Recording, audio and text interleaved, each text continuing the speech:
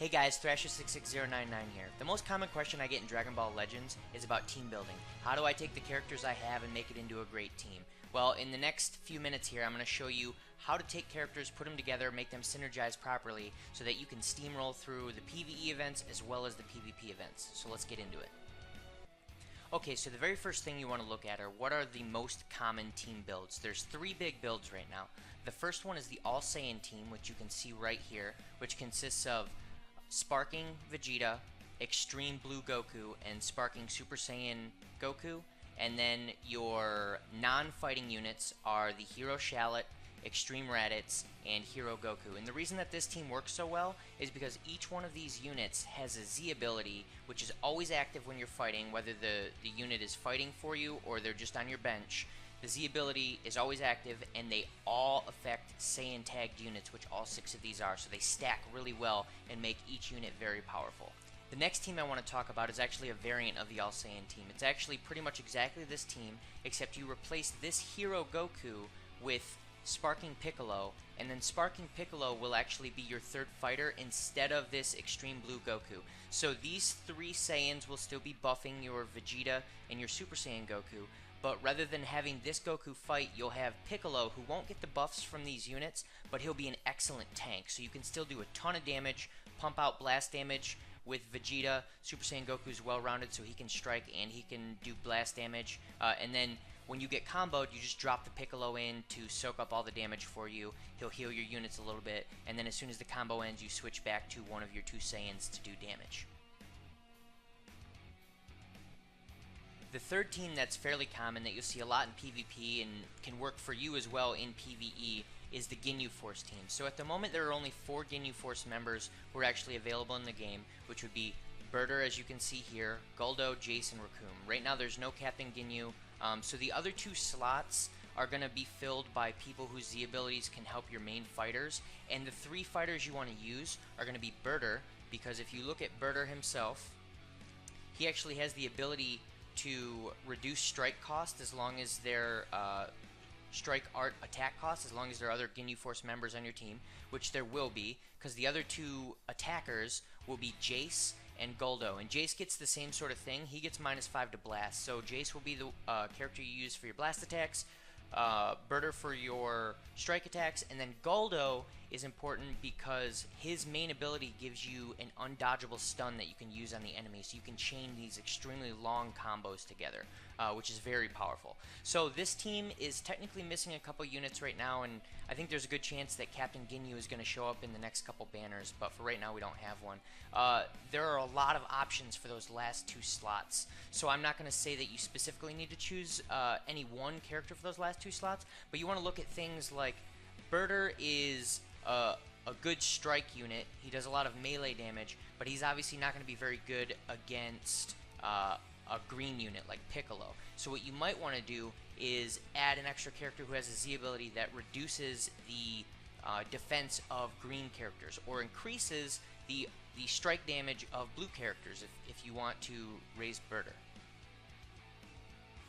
Okay, so we looked at those 3, but you're saying to yourself, well, that's all fine and great. Those cookie cutter builds are awesome, but I don't have the units to make those teams. I'm missing, say, a Vegeta for the All Saiyans team, or I'm missing a couple Ginyu Force members, or I'm missing Piccolo to set up that Saiyan variant team.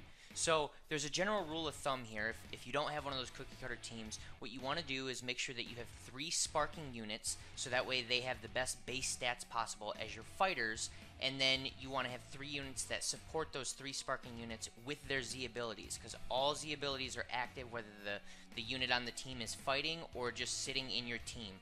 So I would say in this order, I would fill the team out with Piccolo, because he's probably the most versatile unit in the game right now with his damage reduction, his tankiness, and his ability to heal everyone.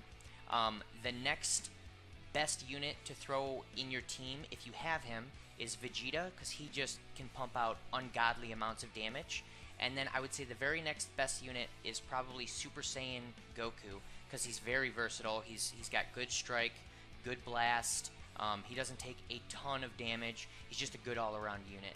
Then you can look at the other 2 sparking options, which are Pikkon, who's a good strike unit, but he can really be shut down by Super Saiyan Goku, which pretty much everyone is running. Everyone will have Super Saiyan Goku here in the very near future. If you don't have him already, you're going to get him. So if you didn't summon Super Saiyan Goku, don't worry about it too much. At Z level 20, you do actually get one, so you can throw him on your team. And then Pan is excellent at creating long combos, but she just doesn't do a lot of damage. So if you're building a key regen team, she's really good for that. She's not going to be a good attacker. So like I was saying, your team should consist of 3 sparking units and then 3 units whose Z abilities work to specifically enhance your 3 fighting sparking units. If you don't have 3 sparking units, there's a couple things you can do. One, you could consider re-rolling and making a new account where you happen to pull 3 sparking units. If that's not something that's an option for you or something that you just don't want to do, the other thing you can do is drop an extreme unit in there in the 3rd slot. So if you don't have 2 sparking units, you might really want to consider re-rolling. But if you have 2 sparking units, you can drop a 3rd unit in there, extreme, and then your 3 bench units who will not be fighting. I would try to prioritize units who have Z abilities that buff up your extreme unit so he's not a weak link. That's sort of the route I would go. And then there are other options which are kind of gimmicky. One such option is the self-destruct team. So I've seen people who put Chaozu and Tien on a team, and then they'll throw Cybermen on there, so Chaozu and the Cybermen can self-destruct on people, blow them up. And then their support units are Nappa, who can reduce self-destruct damage. And because your Cybermen are going to be blowing up, your Chaozu is going to be self-destructing, your last fighter is going to be your Tien. So what you probably want to do is take your other 2 Z ability units and have them buff up your Tien. So you'll blow up the Chaozu, kill someone, you blow up the Cybermen to kill someone, and then you want to make sure your Tien is strong fighting that last person on their team. So outside of the Z abilities and the general team makeup, one of the other things you want to consider is who you're going to be fighting against. So this game overall has a rock, paper, scissors mechanic where each character has a color, and each color has an advantage and a disadvantage against different colors. So for example, red has an advantage over yellow, purple has an advantage over green, green has an advantage over blue, blue has an advantage over red, and it just goes in a big circle like that. So one of the things you want to think about is, so let's say you've got a Piccolo on your team. He's a great defender, except against Vegeta. Vegeta has type advantage over him, so he's going to be doing 50% more damage to Piccolo, and he can blow Piccolo up real fast. So that's one of the things that you need to consider. Who are you going to be fighting?